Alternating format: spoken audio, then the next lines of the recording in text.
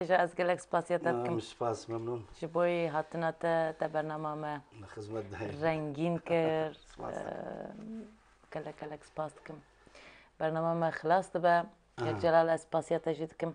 مال خدمتين هردام قال لك كشري من خدمت داينا دو التلفزيون تاعنا وتلفزيون كان ان شاء الله بيش كنت تدري ان شاء الله صافي قال لك سباس اما متابعتك ستلايت اوروبا بله بله كرديك بله كرديك صافي قال لك سباس همستا بله قلتنا كيتا دخوازيا كيتا برنامه ما خلاص تبع شابو بدلي تبو والله من هوادار برنامجتان هر دائم پیشکەوتو بیتن. قال لك سباس كم صافي هەردەم لە خۆشی دابن سوپاسی ئەو برادرانەش دەکەین بەڕاستی چی بكيف الناوسة حمود العزم ديلان دكن قوان دكن هەرشتەکانی پێ خۆشە دەستخۆشیان لێ دەکەین بەڕاستی ماندی بوون سوپاسی توش دەکەم. قال لك سباس كم صافي هیوادارم دائما بگەڕێ لە دوو هونەری ڕەسەنی کوردی.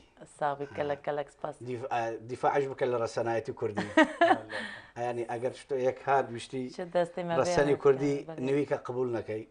ئەمن زۆر قبولم نەکردێ زۆر جار لە جادە و بازار و شەڕم کردێ لەسەر ئەو وەزعی. جا هیوادارین هەر هونەری کوردی بەرەو پێش بچی. ئەزیشتە پچەکی جرعەتی بگرم.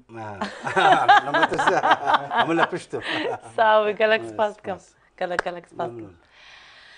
تماشاوانن کوردیەکی و تەماشاوانن جواتە فاتێ بەرنامە مە دیسە بەربداوی بوو ڕۆژە شەمیە بمینن هیڤێمە وەکە ئەمر بوو ئەم ڕجا دکن ئەمجی خەڵقی خۆ حەز دکن و چاوێ وە هەمیە ماچ دکن حتا هەفتەیەکێ دەنێ ببینن دەخێر خۆشیێدا ئەمیسترانێکە دەنێ بەربداوی بینن دکاری بچەکی دەنگ بدی